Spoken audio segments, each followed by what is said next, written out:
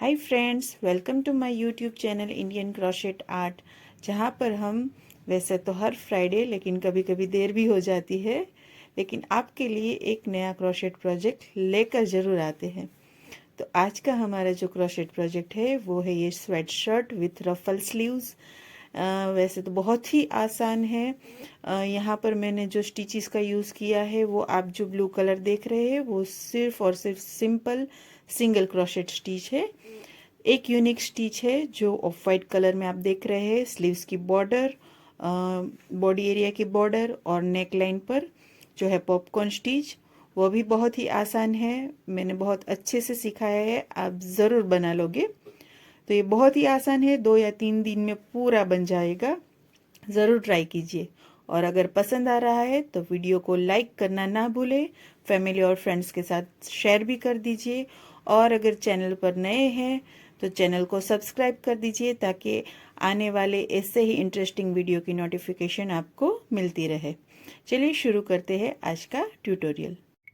So friends, ये वाला top बनाने के लिए जो हम मटेरियल्स यूज़ कर रहे हैं वो है ये hook. It's 10 mm hook, USA 15 size. Okay. और यहाँ पर हम 2 रंगों का इस्तेमाल कर रहे हैं, लेकिन आप अगर एक रंग में भी बनाना चाहे तो कर सकते हैं। शुरुआत हम ये वाले रंग से करेंगे पॉपकॉर्न स्टिच के लिए, और आगे का बॉडी एरिया हम इससे बनाएंगे। और फिर जो नीचे का एरिया जहाँ पर हमें फिर से बॉर्डर में एक एक रो पॉपकॉर्न स्टिच की बनानी है, उसके लिए फिर से हम ये वाला रंग इस्तेमाल करेंगे। ठीक है। आप अगर किसी एक ही कलर में दोनों ही पैटर्न्स को बनाना चाहे तो भी प्यारा ही लगता है, तो इट्स अप टू यू। हम पूरे जो ये पूरा टॉप है इसमें दोनों ही रंगों के एक साथ 2 स्ट्रैंड इस्तेमाल करने वाले हैं। तो हमें दोनों ही रंगों के 2 बॉल ले लेने हैं और दोनों में से एक एक धागा निकाल कर हमें यूज करना है। ये देखिए, यहाँ पर मैंने इस तरीके से 2 स्ट्रैंड साथ में शुरू कर दिए हैं। अब क्योंकि ये जो टॉप है वो हम नेक से शुरुआत करेंगे इसकी बुनाई की, तो हमें हमारे सिर के नाप की यहाँ पर चेन बनानी है। तो मैं यहाँ पर 32 चेन्स बनाऊंगी। यहाँ पर क्योंकि हम ये जिस तरीके की पैटर्न है उसके लिए हमें चाहिए कि ज़्यादा डीप नेक नहीं बनाना, तो हमें जो हमारा सिर का नाप है उससे एकदम फिक्स आ जाए उतनी ही चेन यहाँ पर बनानी है। आप 32 की जगह 30 या 34 भी बना सकते हैं। इट्स अप टू यू, आप कौन सा साइज बना रहे हैं उस पर डिपेंड करता है। तो सिर का नाप ले ले शुरुआत में और उस नाप की चेन बना ले, चाहे किसी भी साइज का हो। अब आगे क्या करना है, किस साइज में क्या डिफरेंट आएगा, वो वीडियो में जुड़े रहिए। मैं हर एक स्टेप पर जहाँ पर चेंज करना पड़ेगा साइज के अकॉर्डिंगली वो मैं बता दूंगी आपको, तो प्लीज पूरा वीडियो ध्यान से देखिए। चलिए 32 चेन बनाते हैं और मिलते हैं। सो फ्रेंड्स, यहाँ पर मैंने 32 चेन्स बना ली है। मैंने आपको बताया था कि आपको अपने सिर के नाप के अनुसार चेन बनानी है, लेकिन ये बताना भूल गई थी कि नंबर ऑफ चेन जो है वो इवन नंबर्स होने चाहिए, यानी 30, 28, 26, 32, 34 इस तरीके से। अब बिना ट्विस्ट किए हमें इसे पहली वाली जो हमारी चेन हमने बनाई थी शुरुआत में, उस चेन में हमारे हुक को डालकर स्लिप स्टिच से ये वाले चेन जो हमने बनाई है उस राउंड को, ये देखिए इस तरीके से हमें बिना ट्विस्ट किए फर्स्ट चेन तक पहुंचना है। और उस वाली चेन में हमें ये देखिए हमारे हुक को डालना है इस तरीके से। ध्यान रखिए क्योंकि हम यहाँ पर 2 स्ट्रैंड इस्तेमाल कर रहे हैं, तो ध्यान रखिए कि जहाँ भी आप धागे के अंदर डाले या फिर निकाले तो आपके दोनों ही स्ट्रैंड निकलने चाहिए इस तरीके से। ये देखिए यहाँ पर हमने स्लिप स्टिच लगा ली है। अब हमारे जो हुक है उसमें हमारे पास एक लूप है। अब हमें क्या करना है, ये देखिए यहाँ पर हम इस तरीके से लपेट कर रखते हैं हमारे दूसरे हाथ में धागे को। तो हमें इस तरीके से बिल्कुल भी नहीं लपेटना है हुक पे धागा, हमें धागा लपेटना है, लेकिन यहाँ से हमें पहले धागा रिलीज कर देना है और फिर बहुत ही ढीला ढाला सा इस तरीके से इसे ओवरलैप भी नहीं करना। ये देखिए एक लूप, फिर उसके बाद में दूसरा, ये हमने कितनी बार किया, ये देखिए फिर से एक बार किया। ये एक लूप हमारे हुक में था, 1 2 3 4 5 6 7 8 9 और 10 बार हमें इस तरीके से हमारे हुक पर ये धागा लपेट लेना है। अब सेम स्टिच में ये देखिए, ये वाली स्टिच में हमारी बुनाई चल रही थी, तो ये देखिए यहाँ पर हमें हमारी उंगली से इसे दबा देना है सारे लूप्स को, ताकि ये टाइट ना हो जाए। ठीक है, थोड़ा सा आगे आ जाना है इस तरीके से लूप्स के साथ, और फिर ये हमारा जो हुक है उसे बड़े ही ध्यान से इसी वाली स्टिच में डालकर फिर यार्न ओवर करके इस तरीके से हमें एक और लूप खींच लेना है। ओके, अब हम क्या करेंगे, यार्न ओवर करेंगे। ये हम पॉपकॉर्न बना रहे हैं, यार्न ओवर करेंगे और ये देखिए बड़े ही सावधानी के साथ, ये देखिए बड़ी ही सावधानी के साथ हमें इस तरीके से एक एक लूप में से इस हुक को निकाल देना है। ये देखिए एक एक करके निकालना है, और ध्यान रहे कि जो हमने यार्न ओवर किया है, जो 2 स्ट्रेन को, वो इसी में से निकल ना जाए, क्योंकि आखिर में हमें इस पॉपकॉर्न को पैक करना है। ये देखिए इस तरीके से हम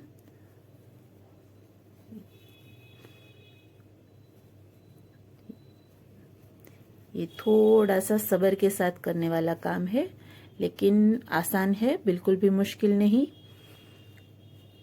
1-2 पॉपकॉर्न के बाद आप बहुत ही अच्छे से इसे कर पाओगे। ये देखिए यहाँ पर हमारे पास 2 स्ट्रेन होने चाहिए,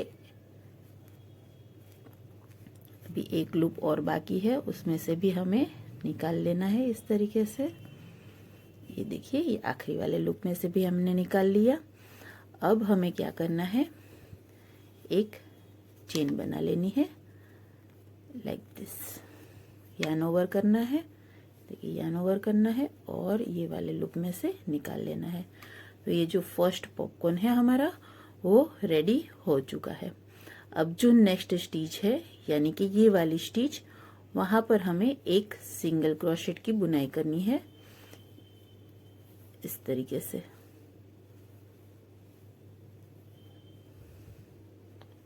ओके, अब जो नेक्स्ट स्टिच है, यहाँ पर फिर से हमें यही पॉपकॉर्न बनाना है, लेकिन यही से शुरुआत कर देनी है। ये वाला लूप हमारे हुक में है ऑलरेडी। अब हमें इसे लपेटना शुरू करना है। 1 2 3 4 5 6 7 8 9 और ये 10 बार इसे लपेटने के बाद फिर से हमें इसे इस तरीके से हाथ में ले लेना है धागे को। और जो हमारी, ये देखिए हमने इस वाली स्टिच में सिंगल क्रोशेट बनाया था, तो जिस वाली स्टिच, जो नेक्स्ट वाली स्टिच है जहाँ पर हमें पॉपकॉर्न बनाना है, वो वाली स्टिच में हमें हमारे हुक को डालना है इस तरीके से। फिर यार्न ओवर करके लूप को खींच लेना है, अगेन यार्न ओवर करना है, और बड़ी ही सावधानी के साथ, ये देखिए जिस धागे को हमने यार्न ओवर किया है उसे एक एक लूप करके, ये देखिए इस तरीके से एक एक लूप को निकालते हुए, ये देखिए इस तरीके से हमें सारे ही लूप में से, ये बड़ा ही आसान है, थोड़ा टाइम ले लेगा ये वर्क, लेकिन बड़ा ही आसान है। ये देखिए सारे लूप में से निकाल लिया हमने। देख लेना है कि दोनों स्ट्रेन है हमारे हुक पर। अब हमें एक चेन बना लेनी है। तो ये देखिए ये हमारे 2 पॉपकॉर्न बन चुके हैं, 1 और 2। अब फिर से हमें नेक्स्ट जो हमारी स्टिच है वहां पर हमें सिंगल क्रोशेट बनाना है। एंड अगेन जैसे मैंने आपको बताया उसी तरीके से धागा लपेटकर नेक्स्ट स्टिच में हमें पॉपकॉर्न स्टिच बनानी है। तो बस इसी तरीके से हमें ये पूरे राउंड को फिनिश करना है। तो ये राउंड फिनिश करती हूँ और मिलती हूँ नेक्स्ट रो के लिए। सो फ्रेंड्स, ये देखिए हमारी फर्स्ट जो पॉपकॉर्न स्टिच वाली रो है वो मैंने फिनिश कर ली है। क्योंकि हमने फाउंडेशन चेन यहाँ पर 32 ली थी, तो मेरे पास 16 पॉपकॉर्न स्टिच है और बाकी की 16 सिंगल क्रोशेट स्टिच है। अब नेक्स्ट राउंड की शुरुआत करते हैं। ये देखिए यहाँ पर सिंगल क्रोशेट स्टिच से मैंने ये राउंड को फिनिश किया है। अब ये देखिए, ये जो पॉपकॉर्न के ऊपर हमने एक चेन बनाई थी उसमें हमें सिंगल क्रोशेट बनाना है। नेक्स्ट राउंड के लिए हमें एक भी चेन नहीं लेनी, सीधा नेक्स्ट राउंड शुरू कर देना है इस तरीके से। अब यहाँ पर सिंगल क्रोशेट बनाने के बाद ये दो पॉपकॉर्न के बीच में जो जगह है जहाँ पर हमने सिंगल क्रोशेट बनाया है उस स्टिच के ऊपर हमें बनाना है एक पॉपकॉर्न स्टिच। तो ये जो सेकंड राउंड है उसमें हम हर सिंगल क्रोशेट के ऊपर पॉपकॉर्न स्टिच बनाएंगे और हर पॉपकॉर्न स्टिच के ऊपर सिंगल क्रोशेट। 4, 5, 6, 7, 8, 9 और ये 10। तो 10 बार लपेटने के बाद फिर से धागा हाथ में ले लेते हैं और जो दो पॉपकॉर्न के बीच का ये जो सिंगल क्रोशेट बनाया है हमने उसकी जो चेन है उसके दोनों लूप को यूज करते हुए, ये देखिए, ये दोनों लूप को यूज करके हमें हुक को पास करना है और फिर एक लूप निकाल लेना है इस तरीके से। अब यार्न ओवर करना है और जैसे मैंने आपको पहले पॉपकॉर्न बनाना सिखाया उसी तरीके से हमें यहाँ पर अच्छा सा पॉपकॉर्न स्टिच रेडी कर लेना है। अब मैं वापस से नहीं दिखाऊंगी क्योंकि फिर एक ही स्टिच बार बार दिखाने से क्या होगा, वीडियो थोड़ा सा लंबा हो जाएगा। तो मैं यहाँ पर कट करती हूँ और ये सेकंड रो बनाने के बाद हमें थर्ड रो भी इसी तरीके से बनानी है। सेकंड रो की दो पॉपकॉर्न स्टिच के बीच में हमें पॉपकॉर्न बनाना है सेम वे। तो इस तरीके से पॉपकॉर्न रो की 3 रो बनाने के बाद मैं आपसे मिलती हूँ। सो फ्रेंड्स, ये देखिए यहाँ पर मैंने पॉपकॉर्न स्टिच वाली 3 रो फिनिश कर ली है और मैंने यहाँ पर आखिरी स्टिच के बाद एक चेन बनाकर जो हमारा धागा है उसे काट लिया है। अब यहाँ से हम दूसरा कलर अटैच करेंगे। लेकिन अगर आप इसी कलर को कंटिन्यू करना चाहते हो तो भी कर सकते हो। यहाँ पर जो तीसरी वाली रो है, जैसे मैंने पहले आपको बताया था दूसरी वाली रो में कि तीसरी वाली रो में हमें ये फर्स्ट वाली रो को ही रिपीट करना है। तो ये देखिए यहाँ पर फर्स्ट रो में ये पॉपकॉर्न से सेकंड में ये दोनों के बीच में यहाँ पर एक पॉपकॉर्न लिया है और थर्ड वाली में ये जो दूसरी वाली रो में जो 2 पॉपकॉर्न होते उसके बीच में ये पॉपकॉर्न आए उस तरीके से, यानी कि जिस तरीके से रो नंबर 1 है उसी तरीके से रो नंबर 3 बनेगी। तो चलिए अब यहाँ से ये देखिए यहाँ पर हमारी रो फिनिश हुई है। तो यहाँ पर जो नेक्स्ट हमारा स्टिच है वो है एक सिंगल क्रोशेट स्टिच। तो उसमें हम इस तरीके से हमारे हुक को डालेंगे और जो दूसरे रंग का धागा है हमारे पास, जो कि ये ब्लू कलर में इस्तेमाल कर रही हूँ, तो इस कलर के भी हमें 2 स्ट्रैंड, ये देखिए यहाँ पर मैंने 2 लिए हैं। 2 स्ट्रैंड को मैं इस तरीके से हाथ में लेकर यहाँ पर इसे अटैच कर लेती हूँ। ये देखिए इस तरीके से। ओके, और फिर हम लगा लेंगे एक स्लिप स्टिच। अच्छे से टाइट वाली स्लिप स्टिच लगाने के बाद हम सेम स्टिच में, ये देखिए ये स्लिप स्टिच लगाने के बाद हमें ये फर्स्ट वाली जो स्टिच है जिसमें हमने धागे को अटैच किया था उसमें हमें 2 सिंगल क्रोशेट बनाने हैं इस तरीके से। ये एक और सेम स्टिच में हमें बनाना है दूसरा सिंगल क्रोशेट। ठीक है, ये देखिए आप देख सकते हैं मेरा एक स्ट्रिंग छूट गया है यहाँ पर। इस बात का आपको खास ख्याल रखना है कि आपको दोनों धागे आपके हुक में हो उसी तरीके बुनाई करनी है। ये देखिए इस तरीके से दूसरा सिंगल क्रोशेट। अब नेक्स्ट जो स्टिच है वो है हमारी पॉपकॉर्न स्टिच।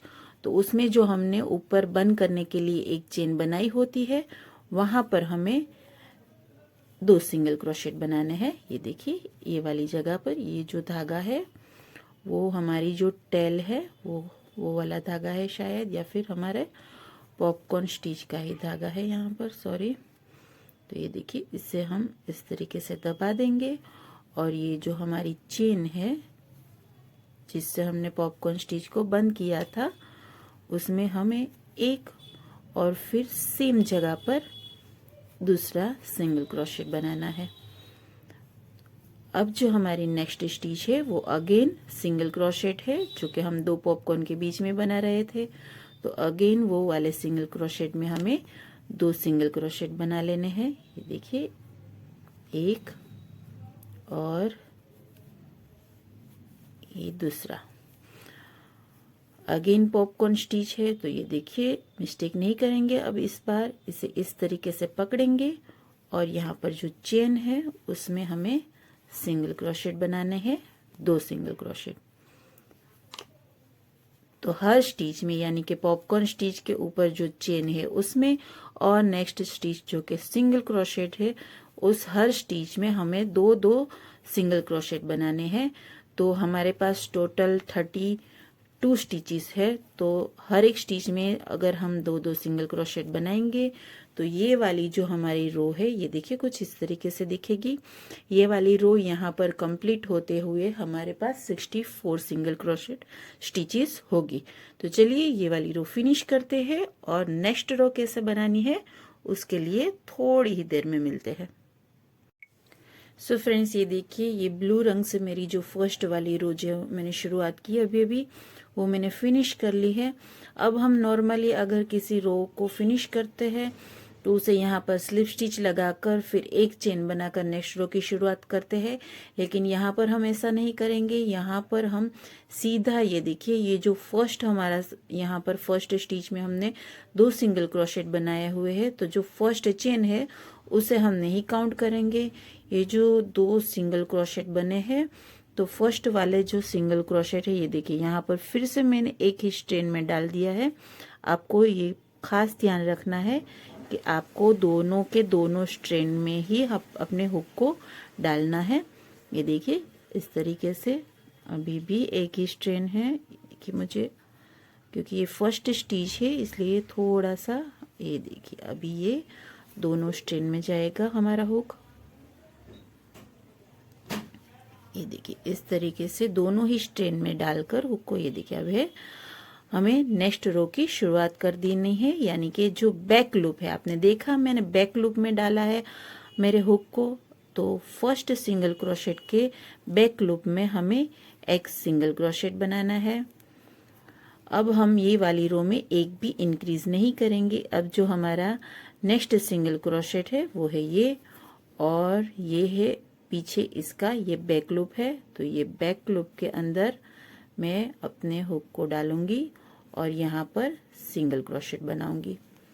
फिर जो नेक्स्ट सिंगल क्रोशेट स्टिच है वो है ये वाला, तो उसके भी बैक लूप के अंदर मैं अपने हुक को डालकर एक सिंगल क्रोशेट यहाँ पर भी बना लूंगी।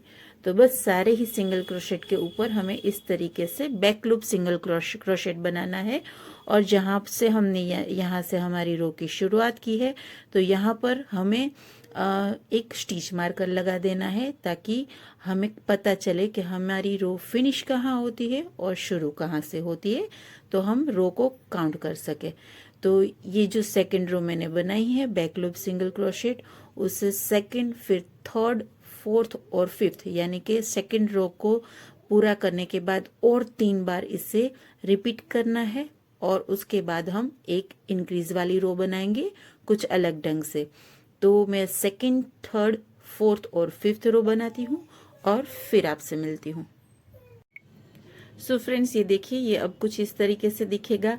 ये फर्स्ट रो जो हमने बनाई उसमें हमने हर एक स्टिच में 2 सिंगल क्रोशेट बनाए। उसके बाद हमने सेकंड रो बनाई जिसमें हमने एक भी इंक्रीज नहीं किया, लेकिन बैक लूप में हमने सिंगल क्रोशेट बनाए। उसके बाद सेकंड रो को ही हमने थर्ड और फोर्थ रो में रिपीट किया। मैंने आपको बताया था कि मैं फिफ्थ रो तक इसे रिपीट करूंगी, लेकिन मुझे लग रहा है कि अगर मैं फिफ्थ रो में इस इंक्रीज नहीं करूंगी तो ये थोड़ा सा श्रिंक हो जाएगा। इट डिपेंड्स कि आप किस तरीके तरीके का क्रोशेट करते हो, अगर आपका हाथ टाइट रहेगा तो आपको मेरी तरीके की प्रॉब्लम आ सकती है। तो आपको जब लगे तब आप इंक्रीज कर सकते हो अपने हिसाब से। तो इंक्रीज का जो पैटर्न है वो सेम ही रहेगा। आपको यहाँ पर मैं इंक्रीज वाली रो के बाद मैंने 3 सिंपल बुनी, तो अब मैं एक इंक्रीज करूंगी और उसके बाद 3 सिंपल बुनूंगी। इस तरीके से मेरा आगे पैटर्न चलेगा। आप अपने हिसाब से आप किस तरीके का क्रोशेट वर्क कर रहे हो और आपकी क्या नीड है वो देख लो, और उस हिसाब से आप इंक्रीज वाली रो के बीच, 2 इंक्रीज वाली रो के बीच में सिंपल रो कितनी रखनी है 1 on 1 वाली, वो डिसाइड कर सकते हो। ये देखिए, अब हम यहाँ पर फर्स्ट वाला जो है, यहाँ पर हमें 2 सिंगल क्रोशेट बनाने हैं। ये देखिए, एक और सेम स्टिच में दूसरा सिंगल क्रोशेट बनाएंगे। ये हम 5th रो की शुरुआत कर रहे हैं। फर्स्ट स्टिच में हमने इंक्रीज कर दिया है इस तरीके से।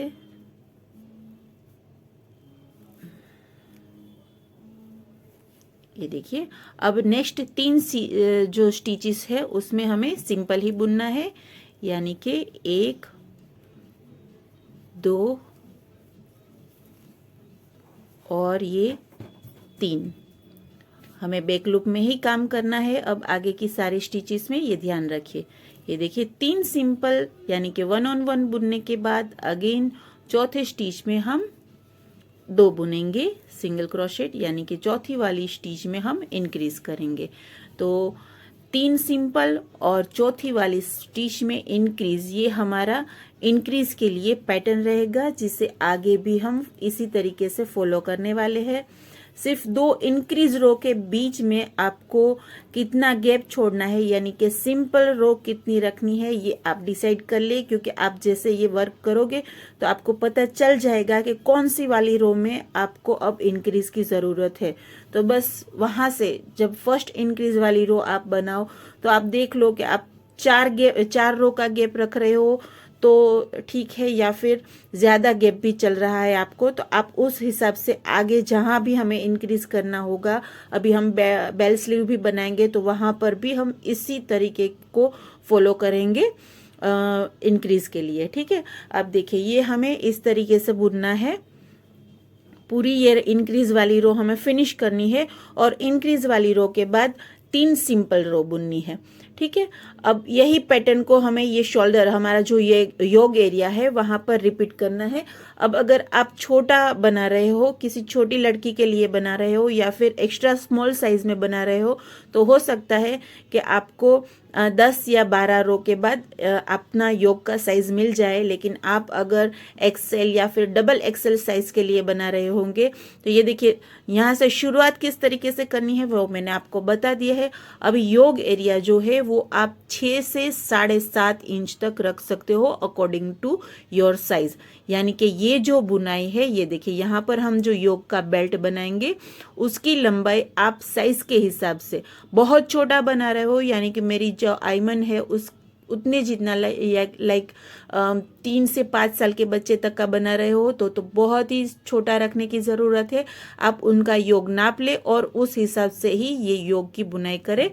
अब यहाँ पर ये रो इंक्रीज वाली बनाने के बाद मैं 3 सिंपल बनाऊंगी, उसके बाद और एक इंक्रीज वाली रो बनाऊंगी, उसके बाद 3 सिंपल बनानी होगी। लेकिन ऐसा ज़रूरी नहीं है कि 3 सिंपल बनाने के बाद ही आपका योग फिनिश होगा। आप अगर इंक्रीज वाली रो के बाद 3 की जगह 2 रो बनाए और उसके बाद आपको अपने बेल्ट की लंबाई मिल जाए तो आप छोड़ दे। उसके बाद अब हम आर्म होल को छोड़कर बीच में जो बॉडी एरिया है उसे कैसे बुनेंगे वो मैं आगे आपको बताऊंगी। लेकिन यहाँ पर कोई भी रिस्ट्रिक्शंस नहीं है, आप अपने हिसाब से कस्टमाइज वे में इसे बना सकते हैं। आपको योग एरिया जितना लंबा रखना है उतना लंबा रखिए और आप कितना ढीले या टाइट हाथ से क्रोशेट कर रही है उस हिसाब से आप हर 2 इंक्रीज वाली रो के बीच में सिंपल रो डिसाइड कर ले। ठीक है, तो बस मैं यहाँ पर देखती हूँ योग एरिया मुझे कितना रखना है। मैं शायद से 6 से 6.25 इंच रखूंगी।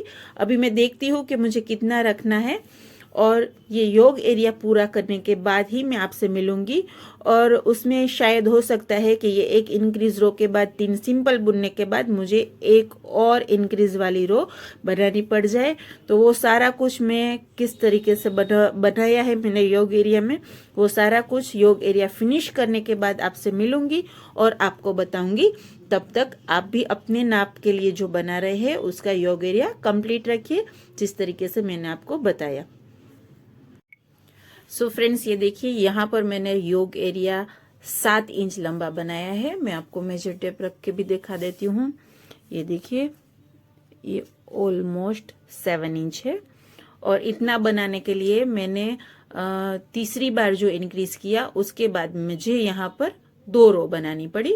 और फिर अगर मैं तीसरी रो बनाती तो ये ज्यादा लंबा हो जाता, इसलिए मैंने 2 रो बनाकर छोड़ दिया है। ये मेरा योग एरिया कंप्लीट हो चुका है। यहाँ पर मैंने आपको बता दिया है कि आपको सिर के नाप के अनुसार से आपको फाउंडेशन चेन बनानी है। और योग एरिया फिर आपको चाहिए नेक्स्ट मेजरमेंट में, उसका आपको लेंथ देख लेना है, यानी उतना योग एरिया जितना है उतना ही लेंथ ये वाले बेल्ट का बनाना है। ठीक है। और आपको योग एरिया कैसे नापना अगर वो पता नहीं चल रहा तो आपके नेक से, ये देखिए यहाँ पर हमने नेक बनाया, नेक से लेकर आपका जहाँ पर आर्म होल होता है, यानी कि आपका आर्म होल जहाँ पर होता है वहां तक का अपने बॉडी का नाप ले ले। वो जो मेजरमेंट आता है उतना आपको योग रखना है। अब हमने क्या किया है, ये देखिए यहाँ पर मैंने दोनों ही साइड से, ये देखिए यहाँ से कॉर्नर से मैंने 1 2 3 4 5 6 7 8 9 10 और 11 स्टिचेस नाप कर, ये साइड 11 और ये साइड 11, यानी इन टोटल ये 22 स्टिचेस है। 22 स्टिचेस नाप कर यहाँ पर मैंने एक धागे से इसे बांध लिया है। आप यहाँ पर स्टिच मार्कर का यूज भी कर सकते हैं। इसे अच्छे से पहले हाफ एंड हाफ इस तरीके से रख देना है। फिर यहाँ से 11, यानी कि पीछे से भी 11, और उसी तरीके से यहाँ से 11 और पीछे से भी 11। मैंने यहाँ पर, क्योंकि मुझे जो मेजरमेंट चाहिए उस हिसाब से मुझे 11 यहाँ पर टोटल 22 स्टिचेस चाहिए मेरे आर्म होल के लिए। ठीक है। अब यहाँ पर ये मैंने 11 छोड़ी तो यहाँ पर मेरा टोटल 10 इंच होता है। और यहाँ पर जितनी भी, इसे काउंट करने की जरूरत नहीं है, लेकिन यहाँ ये दोनों स्टिच मार्कर के बीच का जो एरिया है वो है मेरा 8 इंच, यानी कि टोटल मेरा जो चेस्ट एरिया मुझे मिल रहा है यहाँ पर, सॉरी 16 इंच है। तो टोटल मुझे जो चेस्ट एरिया मिल रहा है वो है 32 इंच। और जो आर्म का मुझे चौड़ाई मिल रही है यहाँ पर वो है 10 इंच। तो मुझे आर्म की जो चौड़ाई है वो चाहिए 12 इंच, और जो चेस्ट है वो मुझे चाहिए 34 इंच। तो मैं क्या करूंगी, यहाँ पर जहां पर हमने बांधा है यहाँ पर मैं दोनों ही ओर, यानी कि ये वाली जगह पर और ये वाली जगह पर, दोनों ही ओर में 4-4 चेन को इंक्रीज करूंगी अंडर आर्म एरिया में। ठीक है। अगर आपको ये मेजरमेंट जो है, मतलब यहाँ पर अगर आप बहुत छोटा बना रहे हो तो हो सकता है, अगर आपका हाथ भी लूज है तो हो सकता है कि यहाँ पर आपको सिर्फ 2 चेन बनानी पड़ जाए, या फिर आप बहुत बड़ा साइज बना रहे हो, हाथ टाइट है, तो हो सकता है कि आपको 6 या 8 चेन भी बनानी पड़ जाए। कुछ घबराने की जरूरत नहीं है। मैं यहाँ पर जिस तरीके से 4 चेन इंक्रीज करूंगी, आपको उसी तरीके से 2 4 6 8 आप अपने नाप के हिसाब से इंक्रीज कर सकते हो, क्योंकि ये जो चेन यहाँ पर बढ़ेगी वो आर्म होल में भी मेजरमेंट बढ़ा देगी और चेस्ट एरिया का मेजरमेंट भी बढ़ा देगी। ठीक है। अगर आपको मेजरमेंट बढ़ाना नहीं है तो आप बिना चेन लिए डायरेक्ट भी इसे ज्वाइंट कर सकते हो। ठीक है। अब चेन लेने कैसे लेनी है और आगे का बॉडी एरिया कैसे बुनना है वो दिखा देती हूँ। सो फ्रेंड्स, ये देखिए यहाँ पर जहां पर मेरी रो फिनिश हुई थी उसके बाद मैंने 22 स्टिचेस काउंट करके पहली और 22वीं स्टिच को मिलाकर यहाँ पर स्टिच मार्कर लगा दिया है।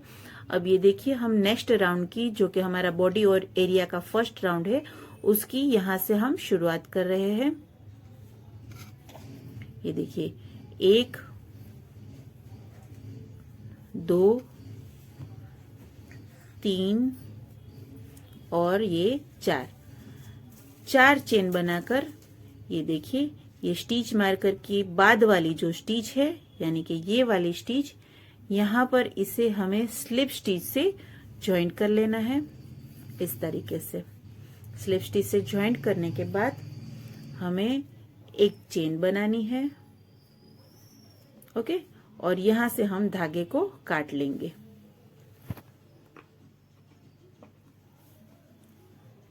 ये देखिए, ये धागा काटने के बाद हमें धागे को इस तरीके से खींचकर यहाँ पर एक अच्छे से नॉट लगा लेनी है। ठीक है, तो ये साइड हमारी जो 4 चेन है वो इंक्रीज हो चुकी है। अब सेम वे हम क्या करेंगे, ये वाली साइड भी हम धागा अटैच करेंगे। ये देखिए, ये स्टिच मार्कर के पहले वाली जो स्टिच है यहाँ पर हमें धागा अटैच करना है। किधर गया मेरा धागा, ये देखिए, ये थोड़ा सा उलझ गया है क्योंकि 2 स्ट्रेन में यूज कर रही थी। चलो, ये मिल गया मुझे। अब ये देखिए, ये धागा हमें यहाँ पर अटैच करना है। ये स्टिच मार्कर के पहले वाली स्टिच में यहाँ पर सेफ्टी के लिए मैं एक नॉट लगा लेती हूँ। ठीक है, अब फिर से सेम स्टिच में हुक डालना है और लूप को खींच लेना है। ठीक है, अब हम 1 2 3 और ये 4। ठीक है, 4 चेन बनाने के बाद ये देखिए, ये जो स्टिच मार्कर के बाद वाली जो स्टिच है यानी कि ये वाली स्टिच, यहाँ पर हमें इसे स्लिप स्टिच से ज्वाइंट कर लेना है इस तरीके से, और फिर से हम एक चेन बनाकर धागे को काट लेते हैं।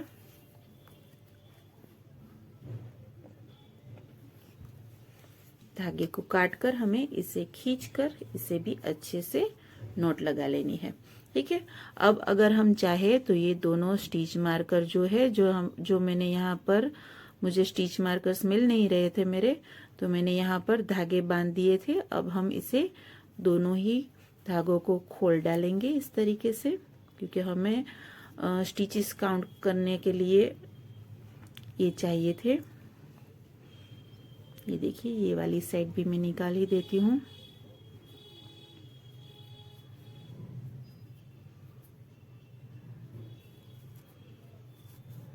ये देखिए, अब ये कुछ इस तरीके से दिखेगा।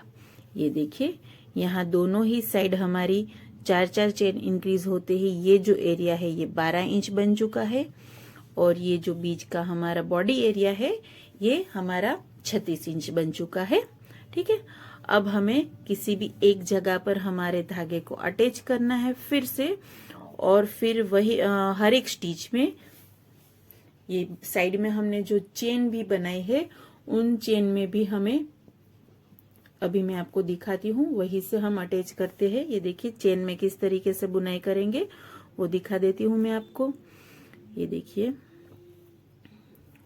हम क्या करेंगे, हमारे 2 स्ट्रेन जो है उसे हम चेन की अगली वाली स्टिच जो है वहां पर अटैच कर लेते हैं। ये देखिए, यहाँ पर हम अटैच कर लेते हैं इसे, ताकि चेन के ऊपर आपको कैसे बुनाई करनी है उसके लिए आप कंफ्यूज ना हो।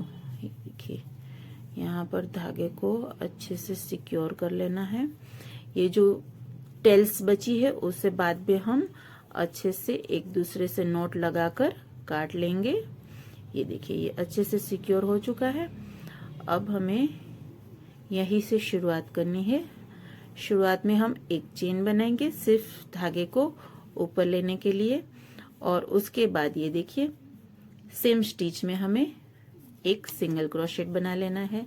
तो ये बनेगा हमारा ये रो के लिए फर्स्ट सिंगल क्रोशेट। ओके, अब ये जो हमने साइड में आर्म होल के नीचे जो 4 चेन बनाई है उन चारों चेन में एक एक सिंगल क्रोशेट बनाना है इस तरीके से। ये देखिए, इस तरीके से हमें एक एक सिंगल क्रोशेट बनाना है चारों चेन में।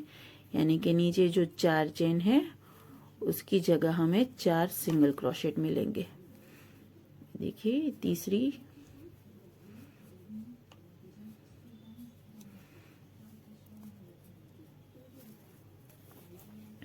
आप जो अंडर आर्म के नीचे चेन इंक्रीज करो उसमें अगर हो सके तो आप इवन नंबर रखिए तो ज्यादा अच्छा रहेगा। वैसे डिजाइन में कुछ फर्क नहीं पड़ता, आप ऑड नंबर भी रख सकते हैं, यानी कि 3, 5, 7 इस तरीके से भी आप जा सकते हैं। ये आपको कितनी रिक्वायरमेंट है उस पर डिपेंड करता है। यहाँ पर 4 सिंगल क्रोशेट बन चुके हैं। अब जो ये वाली स्टिच है उसमें हमें एक सिंगल क्रोशेट बनाना है। ये देखिए यहाँ पर मैंने मिस्टेक कर दी, हमें जो सिंगल क्रोशेट बनाना है वो बैक लूप में बनाना है, जिस तरीके से कि हमारी डिजाइन हम अब तक बनाते आए हैं। तो ये देखिए यहाँ पर बैक लूप इस तरीके से थोड़ा खोल देती हूँ चेन को और बैक लूप में मैं एक सिंगल क्रोशेट बना लेती हूँ। ओके, अब जो नेक्स्ट है सिंगल क्रोशेट यानी कि ये वाला, इसकी बैक लूप में भी मैं एक सिंगल क्रोशेट बना लेती हूँ बस। तो फिर अब क्या करना है, ये सारे जो सिंगल क्रोशेट है उसके बैक लूप में एक एक सिंगल क्रोशेट बनाना है। फिर ये नेक्स्ट आर्म होल की 4 चेन आएगी, उसके ऊपर अभी मैंने आपको बताया उस तरीके से 4 सिंगल क्रोशेट बनाने हैं। फिर ये वाले एरिया में सारी ही स्टिचेस के ऊपर एक एक सिंगल क्रोशेट बनाना है और यहाँ तक ये रो को बुनना है। इसके बाद वाली रो में हमें इंक्रीज करना है, कैसे करना है वो मैं ये रो फिनिश करने के बाद मिलती हूँ और बताती हूँ। सो फ्रेंड्स, ये बॉडी एरिया की फर्स्ट रो मैंने फिनिश कर ली है। ये आखिरी मैंने स्टिच में बैक लूप सिंगल क्रोशेट बना लिया है। अब ये देखिए शुरुआत में हमने एक चेन बनाई थी धागा ऊपर उठाने के लिए, उसे यूज नहीं करना और ना ही इस रो को हमें जॉइंट करना है। हमें सीधी ही यहाँ से फर्स्ट वाली जो स्टिच है हमारी रो की, यहाँ से हमें हमारी नेक्स्ट रो की शुरुआत कर लेनी है। तो नेक्स्ट रो इंक्रीज वाली होगी, इंक्रीज का पैटर्न सेम रहेगा। ये देखिए यहाँ पर मैं फर्स्ट वाली स्टिच में मैंने 2 सिंगल क्रोशेट बनाए हैं। अब नेक्स्ट जो 3 स्टिच मिलेगी मुझे वहां पर मैं 1 on 1 बनाऊंगी, यानी कि तीनों ही स्टिचेस के ऊपर मैं एक एक बैक लूप सिंगल क्रोशेट बनाऊंगी। तो ये मैंने 2 बना लिए हैं। देखिए यहाँ पर मैं तीसरा बना रही हूँ और 3 1 on 1 के बाद नेक्स्ट जो स्टिच आएगी यानी कि ये वाली, यहाँ पर हम फिर से इंक्रीज करेंगे। यानी कि योग एरिया में हम जिस तरीके से इंक्रीज कर रहे थे फर्स्ट रो के बाद में, फर्स्ट रो हमारी इंक्रीज वाली थी, पॉपकॉर्न स्टिच के बाद वाली रो हमारी इंक्रीज वाली थी, लेकिन वो वाली रो में हमने हर एक स्टिच में 2-2 सिंगल क्रोशेट बनाए थे। लेकिन उसके बाद की जो 2 रो मैंने यहाँ पर बनाई थी उसमें हमने इसी तरीके से 3 सिंपल और चौथी स्टिच में इंक्रीज इस तरीके से बुना था। तो बस ये बॉडी एरिया के लिए बस हमें ये एक ही इंक्रीज वाली रो बनानी है। इसके बाद वाली यानी कि जो तीसरी वाली रो रहेगी वहां से लेकर जितनी हमें लेंथ चाहिए ये टॉप की उतनी लेंथ तक हमें सिर्फ और सिर्फ 1 on 1 सिंगल क्रोशेट ही बनाने हैं, यानी कि सिंपल रो बनानी है। अब आगे हम यहाँ पर एक भी इंक्रीज नहीं करेंगे। ये इंक्रीज भी हम ये वाले टॉप को मुझे little bit A line shape देना है, इसलिए मैं कर रही हूँ। आपको अगर स्ट्रेट बनाना है तो आप ये इंक्रीज भी ना करें, ठीक है। तो चलिए मैं यहाँ से शुरू करती हूँ। मैंने इंक्रीज वाली रो फिनिश करती हूँ। इंक्रीज वाली रो के बाद सारी 1 on 1 है, वो तो आपको दिखाने की जरूरत ही नहीं है। सभी सिंगल क्रोशेट के ऊपर हम एक एक सिंगल क्रोशेट बनाते हुए आप अपने लेंथ के हिसाब से अपनी लेंथ की बुनाई कीजिए। और जो आखिरी वाली रो होगी हमारे टॉप की वो पॉपकॉर्न स्टिच रो होगी जो कि हमने शुरुआत में बनाई थी। तो मैं पॉपकॉर्न स्टिच रो भी बनाने के बाद ही आपसे मिलूंगी। ये पूरा का पूरा टॉप मुझे शायद 20 या 18 इंच लेंथ का चाहिए। तो मैं उस हिसाब से मैं अपनी बेटी से पूछूंगी, उसे अगर 18 इंच चाहिए तो मैं 17 इंच तक ये वाली ब्लू रंग से बुनाई करूंगी और फिर पॉपकॉर्न स्टिच फिर से मैं ऑफ वाइट रंग की आखिरी वाली जो रो है वो बनाऊंगी। तो मुझे शायद 18 इंच मिल जाएगा, और अगर उसे 20 चाहिए तो मैं 19 इंच तक ये ब्लू रंग से बुनाई करूंगी सिंगल क्रोशेट की। और लास्ट जो रो है जो मुझे पॉपकॉर्न स्टिच की बनानी है ऑफ वाइट रंग में, उसके लिए मैं फिर वो एक रो बनाऊंगी, तो उससे मेरा 20 इंच कंप्लीट हो जाएगा। तो आप भी ऐसा ही करना, आपकी जो रिक्वायरमेंट है उस हिसाब से, लेंथ की जो रिक्वायरमेंट है उस हिसाब से आपको ये ब्लू रंग से बुनाई करनी है। ये ध्यान में रखते हुए कि हमें आखिरी रो जो है एक ही रो बनानी है पॉपकॉर्न स्टिच की, दो नहीं बनाएंगे हम। और सेम वे हम स्लीव में भी, अगर हमें स्ट्रेट स्लीव्स चाहिए तो हम यहाँ से, ये देखिए यहाँ से हम जो आर्म होल हमने छोड़ा है, ये देखिए यहाँ पर हम 1 on 1 बुनाई करते हुए हमारी स्लीव की लेंथ अचीव कर लेनी है। और आखिरी वाली जो स्टिच है उसे, आखिरी जो रो है उसे पॉपकॉर्न स्टिच का बुनना है। लेकिन यहाँ पर हम बेल स्लीव बनाएंगे, तो वो कैसे बनानी है, किस तरीके से इंक्रीज करना है, बहुत ही आसान है, बहुत ही कम समय लगता है। तो मैं ये फिनिश करती हूँ और फिर आपको स्लीव्स कैसे बनानी है वो डिटेल में बताती हूँ। सो फ्रेंड्स, ये देखिए यहाँ पर बॉडी एरिया की सेकंड रो में हमने एक स्टिच में 2 सिंगल क्रोशेट बुने थे, फिर 3 1 on 1 बुने थे, फिर एक चौथी वाले स्टिच में 2 सिंगल क्रोशेट बुने थे, और नेक्स्ट 3 स्टिचेस में 1 on 1 बुने थे। इस तरीके से इंक्रीज वाली सेकंड रो फिनिश करने के बाद, क्योंकि हमने यहाँ पर लिटिल बिट, ये देखिए आप देख ही सकते हैं, इससे थोड़ा सा, बहुत ही थोड़ा सा ए लाइन शेप मिला है। इसके लिए मैंने यहाँ पर सेकंड रो को इंक्रीज वाली रो, सेम ही इंक्रीज वाली रो हमने बनाई थी जैसे हमने योग एरिया में इंक्रीज किया था। हर तीसरी स्टिच के बाद चौथी स्टिच में हमने इंक्रीज किया था। 3 को 1 on 1 बुनना है और चौथी में इंक्रीज करना है। ये सेकंड रो फिनिश करने के बाद सारी ही 1 on 1 रो की बुनाई की, और ये आखिरी वाली जो रो है बॉर्डर वाली, उसमें मैंने फिर से पॉपकॉर्न स्टिच बुनी। एक स्टिच में पॉपकॉर्न स्टिच, नेक्स्ट स्टिच में सिंगल क्रोशेट। यहाँ पर हमने दोनों ही लूप में ये पॉपकॉर्न स्टिच और सिंगल क्रोशेट बनाते वक्त अगली वाली रो के दोनों ही लूप यूज किए हैं। यहाँ आगे वाली हमने सारी ही रो को बैक लूप में बुना था, लेकिन ये आखिरी वाली रो को हमने सादा यानी कि दोनों ही लूप में बुनना है, ये ध्यान रखना है। तो ये बॉर्डर बनाने के बाद मैंने देखिए यहाँ पर स्लीव बनाई है। ये देखिए बहुत ही ब्यूटीफुल सी ए लाइन टॉप के साथ ये बेल स्लीव बहुत ही ज्यादा प्रिटी लग रही है।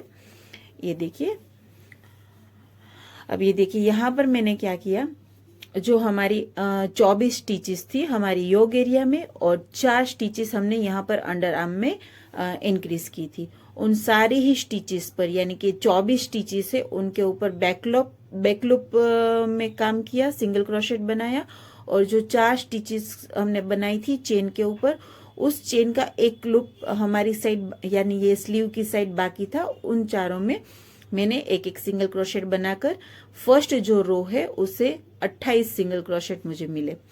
उसके बाद मैंने 28 के ऊपर फिर से 28, उसके ऊपर फिर से 28, इस तरीके से 1 on 1 वर्क किया, जहां तक कि मुझे मेरे एल्बो तक की लंबाई नहीं मिल गई। यानी कि यहाँ पर मैंने टोटल 11 इंच तक 1 on 1 बुनाई की, जिसमें मेरी 18 रो बनी है और मुझे 11 इंच लेंथ मिली है।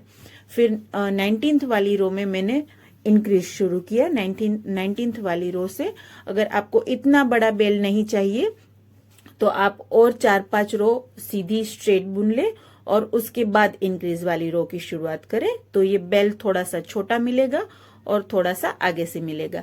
मुझे क्योंकि एल्बो से पसंद है इसलिए मैंने एल्बो तक स्ट्रेट बुनाई की, 18 रो बनाई, और 19वीं रो में मैंने फिर से वही इंक्रीज वाला पैटर्न यूज करना है। फर्स्ट वाले स्टिच में हमें 2 सिंगल क्रोशेट बनाने हैं, नेक्स्ट 3 स्टिच में 1 on 1 बुनने हैं, फिर से नेक्स्ट वाली स्टिच में 2 सिंगल क्रोशेट बनाने हैं और उसकी नेक्स्ट स्टिच में 1 on 1 बुनने हैं। यानी कि योग एरिया में हमने जिस तरीके से इंक्रीज किया और बॉडी एरिया की सेकेंड रो में हमने जिस तरीके से इंक्रीज किया, उसी तरीके से यहाँ पर फर्स्ट इंक्रीज वाली रो बनानी है। उसके बाद 3 1 on 1 रो बनानी है। फिर से चौथी वाली सेम पैटर्न में इंक्रीज, 3 1 on 1 और चौथी वाली स्टिच में इंक्रीज। इस तरीके से एक, फिर दूसरी, फिर 3 1 on 1 बुनने के बाद दूसरी बार इंक्रीज वाली रो बनानी है सेम पैटर्न में। उसके बाद फिर से 3 सादी 1 on 1 रो बनानी है। उसके बाद फिर से एक इंक्रीज वाली सेम पैटर्न में इंक्रीज करना है और उसके बाद फिर से 3 1 on 1 वाली रो बुननी है। तो ये काम आपको जहां तक के आपकी फुल स्लीव की लेंथ नहीं मिल जाती वहां तक के करना है।